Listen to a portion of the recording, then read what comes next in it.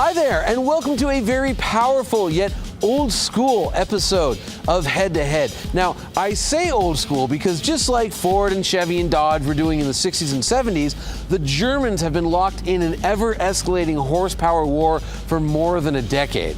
I also say old school because both of these cars feature naturally aspirated V8s. If you don't know, sadly, naturally aspirated German V8s are going the way of the drum brake, the bias ply tire, and the manual transmission. They're just not long for this world. Thankfully, these two cars exist and they're right here.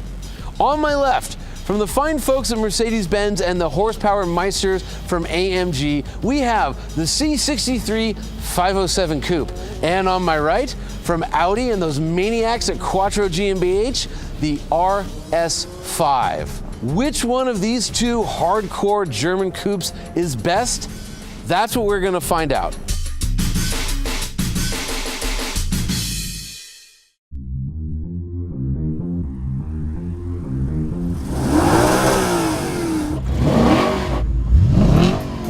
Before we get started, I want you to know one thing. Both of these cars are quicker in a straight line than a Shelby Cobra. In fact, both cars are quicker than a Porsche 959.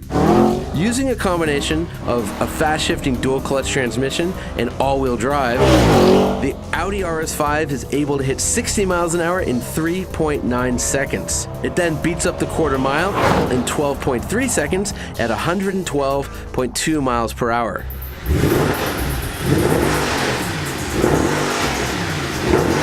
The AMG 507 doesn't have any fancy technology, it just has one hell of an engine. So it can do 60 miles an hour in 3.8 seconds, just clipping the Audi. It also just catches the Audi in the quarter mile, doing it in 12.2 seconds with a much higher trap speed of 117.4 miles an hour.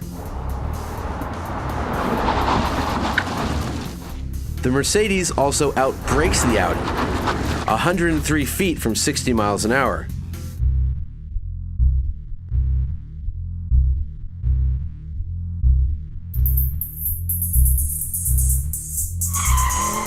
It's hard to be good at road holding when you're as tail happy as the 507 is, and as a result, it pulls 0.91 G on our skid pad. The Audi can nearly pull a G, 0.99 Gs on our skid pad, and it simply annihilates the figure eight, running around it in 24.6 seconds. The 507 can run around the Motor Trend figure eight in 25.2 seconds. A very good time, though nowhere near as quick as the Audi. So, dynamically, the AMG is faster in a straight line and brakes a little bit better. However, the RS5 can go around corners better and pull more Gs with those monster wheels and tires. However, which one do you want as your fantasy daily driver?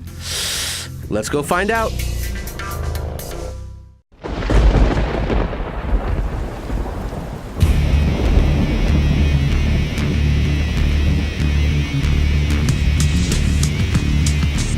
Because it is raining and I'm not in the mood to die today, I'm not pushing it quite as hard as I might normally in dry conditions. And so a lot of the understeer that we always notice with Audis is absent. Now, of course, we figure eight it and there is plenty of push, but right now it feels pretty good.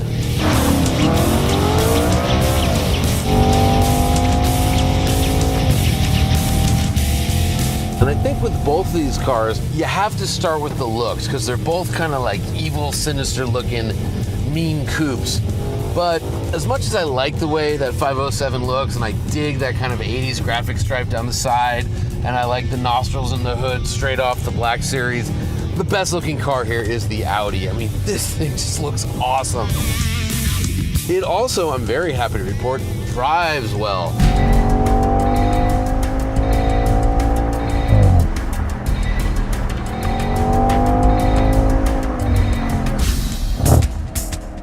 You know, it is raining, so, you'd think this is where the Audi shines, and it totally does. I mean, the all-wheel drive, the Quattro system, and these massive 21-inch wheels, so much grip. It's not even a problem on this. Like, this is the first time it's rained in LA, and I don't know how long. Oil all over the place, no problem. Just sticking to the road.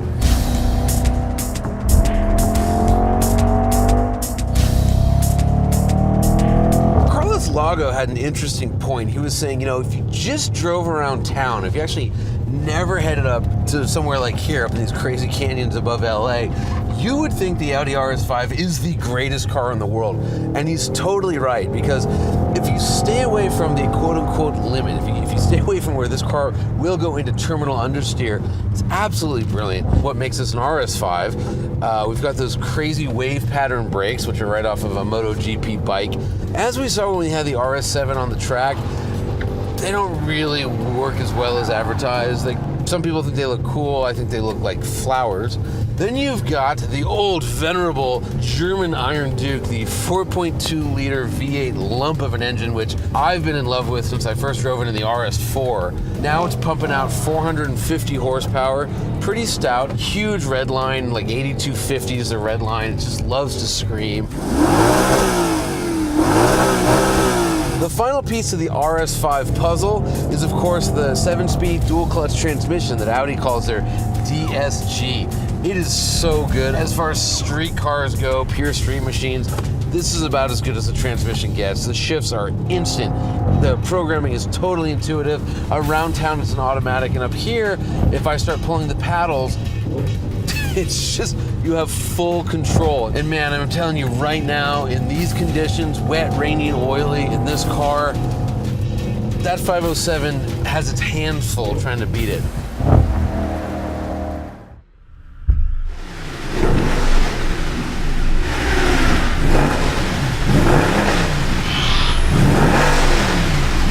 Let's talk about the 6.2 liter V8 under this hood. I've dated women that have given me less satisfaction than this engine has. It is a work of art, a masterpiece. I can't believe it's going out of production. Sadly, it is. Despite the 6.3 badges, this is a 6.2 liter naturally aspirated V8, which makes 507 horsepower. I mean, love this motor. Cannot say enough good things about it. Just so quick, so responsive, get on the gas, instant power, so much of it, so much torque, sounds so good. I love this motor. We should talk about the chassis a little bit. I mean, it's so balanced, it's so neutral, it's pretty stiff, it loves to rotate, it just loves to dance down the road. Oh, the brakes, they're actually the exact same brakes off the Black series, the C63 Black, which, you know, a couple years ago, Best Driver's car, we all thought it had the best brakes of any car there. And, you know, there's that old expression, a car is only as good as its brakes. Well, this car's really effing good if that's the case.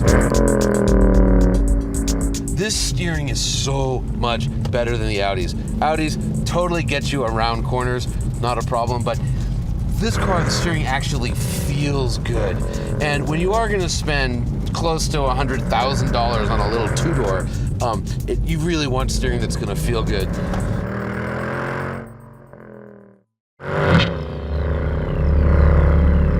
The 507 is one hell of a car.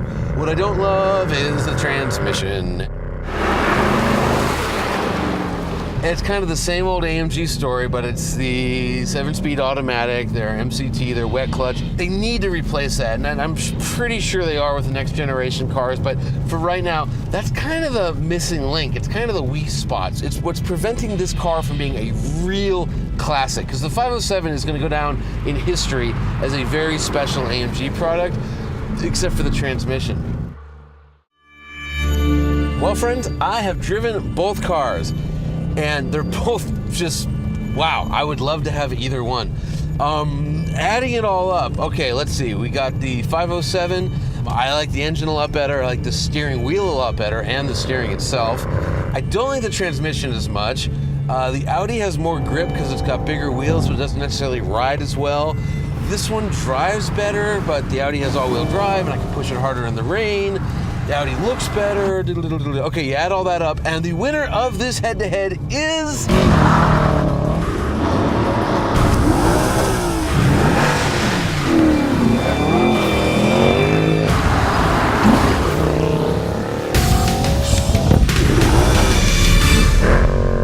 the C63 AMG 507. I'm sorry. If you can find a better coupe buy it, as Lee Iacocca might have said. This thing is just awesome, awesome, awesome. And the Audi is only awesome, awesome. So this car's definitely the winner.